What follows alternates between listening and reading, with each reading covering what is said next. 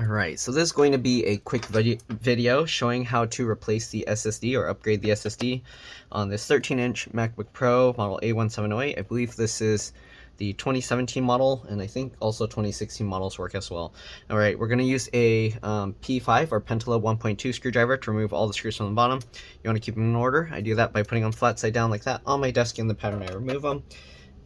And then we're also going to need a T5 or Torx 5 screwdriver to remove the SSD. So let's go ahead and remove all these screws. If this video helps you out, make sure to like, subscribe, share my channel with others so that they can learn how to upgrade and repair their devices as well.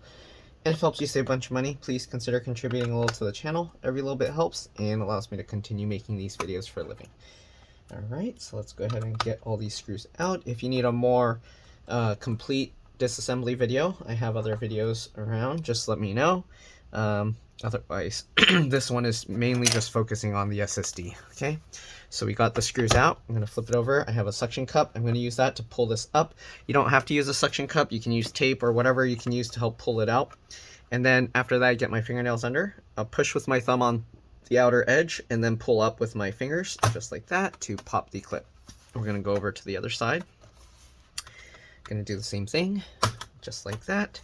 Once we do that, this part's difficult to slide this cover down, so I grab this and I pull down. Be careful because the edges in here are sharp. I line my fingernails in there so that way my fingers don't get cut. I'll push down here and have my fingers wrapped over to keep it from falling over. So I'll push like that and pull, and this is pretty tough, but there we go. Okay, once you get one side down, the other side's usually pretty easy. Just get your hand in there and slide it out, and there we go. All right, SSD's right here. I do need to clean this up because it is kind of dusty, so let me do that real quick and I'll be back. All right, see you guys in a bit. All right, so we're back. It's a lot cleaner now. All right, we're gonna disconnect the battery first. So there's this plastic tab here, okay? And then I'm gonna hold this cable down here with my thumb just in case, because sometimes it separates the layers. So I wanna make sure it doesn't pull that up. Okay, so hold that down and peel this up. There we go. Okay, so we got this out. There's some dust stuck under there, but I don't think we can get that off. Yeah, no, it's stuck. All right. Anyways, next thing we're going to do, we're going to disconnect this battery cable here. It's very important that you're careful with this because if you damage this cable, your battery's not going to work anymore. Okay, so we'll flip this latch here. I use my fingernail. Okay, I don't know if you saw, but I flipped that latch up. Once we do that, we'll grab this cable and then we can pull it out. Okay, there we go, just like that. We'll flip this cable out of the way. We're going to use a T5 or Torx 5 screwdriver now. And we're going to disconnect the battery, the screw holding this tab in place. This is for the battery as well. The battery actually has two things connecting it that make it work. Then I'm going to get my fingernail under here and just lift this tab up slightly, okay? Just so it's no longer making contact with the little battery board underneath. All right, next we're gonna open up the computer and we're gonna press and hold the power button for at least 15 seconds here, okay? So I'm gonna just press and hold this. Give me a second, I'm getting a phone call. Okay, give me a second, I'll be back. All right, I'm back, sorry about that. Anyways, we just held the power button for at least 15 seconds. You can hold it longer if you want to. All right, next thing we're going to do, we're going to now remove the SSD. So there's this adhesive here holding it down, and then we got two T5 or Torx 5 screws, okay? So we're going to remove these screws here.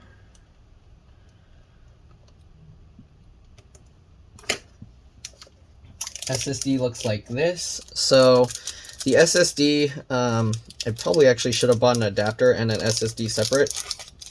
I didn't realize that they were just sending me their own 1 terabyte SSD. I could have bought my own 1 terabyte, but this size of SSD is actually difficult to find. So this shorter one, okay? So they sell these adapters with this little thing in place, okay? And with this, you don't actually use this metal plate that's here. So we just need to basically get that off, plug this in, and then transfer that over, okay? So what I'm gonna do is I'm gonna peel this thing up. Usually once you peel this up, you're not able to reuse it, but let's go ahead and see if we can, okay? So we're going to use a little thin tool like this to get underneath, and I'm going to try and just peel this stuff up here, okay? Working my way up the edge. All right. I'm not too sure why they have this thingy here. It doesn't really help too much, I don't think. Right? But you can see this adhesive is like very difficult to get off. I think this is so Apple knows if you change the SSD. I don't think it really serves much purpose other than that. But I mean, you can obviously tell it's not the original Apple SSD when we replace it. Okay, so you peel that up a little bit. Let's see if we can peel the whole thing out, and you can see, yeah, there's no way we're going to be able to reuse that. Okay, so whatever kind of like adhesive they use here, it doesn't really come out. So we're just going to have it peel this whole strip off all the way. Okay, so here you can see it peels that, but that thing is still stuck there. So most likely going to have to just cut this piece off. But let's see if we can somehow peel it up. This side's coming up a little bit.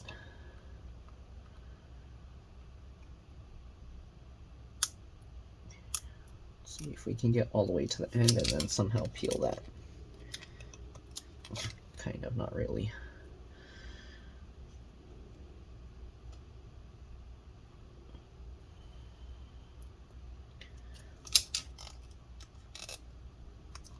Okay.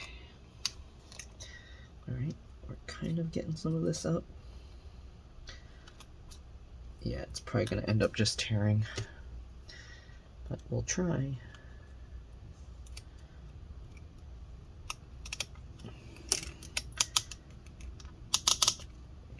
It's kind of working.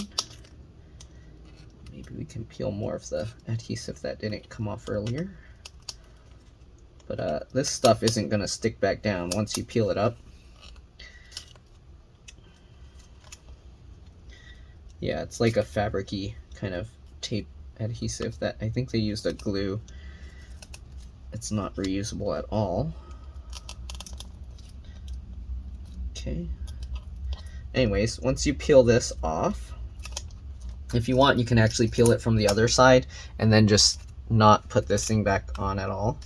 But once you get that out, I'm going to get my fingernail underneath here. It can be a little tricky. I can pull it up slightly, get my fingernail under there. Okay, on both sides, get underneath. Then you can kind of just wiggle this and pull it back, and there we go. That's the Apple SSD. I've opened one of these before. There's not really anything in there. You can kind of look underneath this metal plate. It's just like that. There's the memory, and they put some thermal paste on it, but yeah, not really much to look at in there on both sides, so I'm going to leave that alone. Let's go ahead and put the replacement one. I don't know if we can somehow, can I somehow flatten this out and oh, this stuff's all tearing. Okay. Well, let's see. So they got this all fabric-y stuff here. Okay. I'm going to try and just flatten it completely out to go along the adhesive. But yeah, this stuff doesn't really do much. So if you want, you can just peel that off completely, because I don't think it's gonna, you're not even gonna get it to stick down. So anyways, here's the replacement SSD. Just get it back in the slot, push that in. Okay, get it slotted in all the way. There we go. And yeah, see, that's not going to do anything. So I'm actually going to peel that off. But if you do replace it with a regular Apple SSD, then maybe you can, I don't know how you would stick this back on, but make sure to hold this stuff down. All right, there we go. So there's that. And then we just got to get all the screws back in. So get the T5, Torx 5 screws here, holding this SSD adapter with the SSD in it back in. Right there, just like that. Just like that. All right, I'm going to loosen it a bit, and I'm going to push it a little just to make sure it's in all the way. Okay, looks good. Tighten that down. Tighten that down. Good. All right, next thing we're going to do, we got to get the battery reconnected. Okay, So basically the opposite of before. Get this screw back in, tighten that down. All right, and then you need to reinstall the OS or use your Time Machine backup to reload what you had on there, okay? Or you can even do the internet recovery, which is Command Option R. But anyways, we'll get this back in, pull that into place. This SSD actually came with like a bootable OS install USB, but I don't know if I trust that, so we're gonna not use that. Okay, let's go ahead and put this thing back on. So just line that up. Usually I'll line up the little circle one here with the screw, flip it over, and then just get that in place. Perfect. All right, now let's get the metal plate back on top and we should be good to go. All right, if you're not sure how to reinstall the OS, just let me know. I'm not going to really put that on this video, but Command Option R on boot, once you turn on the computer, will let you do the internet recovery. Okay, or if you hold Option while you boot with the Time Machine backup and stuff, then you can actually boot that. Okay, so I don't know if you can see how I'm sliding this in. You do have to slide these parts in, so usually I'll start it slightly back, hold this down, and then push up to slide it into place. And there we go. Click those back in, click the middle back in, and then we just get back the pentalobe 1.2 or P5 screws. And that's pretty much all there is to it. Usually I recommend doing a PRAM and SMC reset after this as well. So PRAM reset, Command Option PNR while it's booting. Once the Apple logo comes on, it'll eventually like shut back off. Oh, one other thing, you do have to plug this in after doing this because Apple doesn't let the computer boot up until it detects that it was plugged in again. So keep that in mind. Maybe I'll at least see if I can boot the USB that it came with. I don't know if it will work or not, but we can try.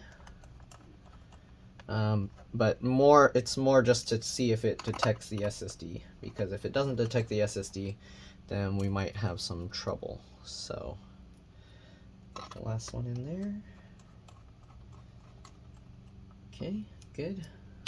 All right, and we're pretty much done. Let's go ahead and plug this thing in. Make sure it's working. Oh, I forgot I had another customer that needed the charger. Give me a second, I'll be back. For some reason it turned itself on without the charger. Usually it's not able to do that, so that's kind of interesting. All right, plug it in. Okay, anyways, it came with a USB, so we'll try their USB just to see. Hopefully it works well. Okay, so we'll try this. It's just showing the Apple logo and nothing else because there's nothing on it right now. Actually, what is it booting? Did they already put the OS on it? That'll be weird.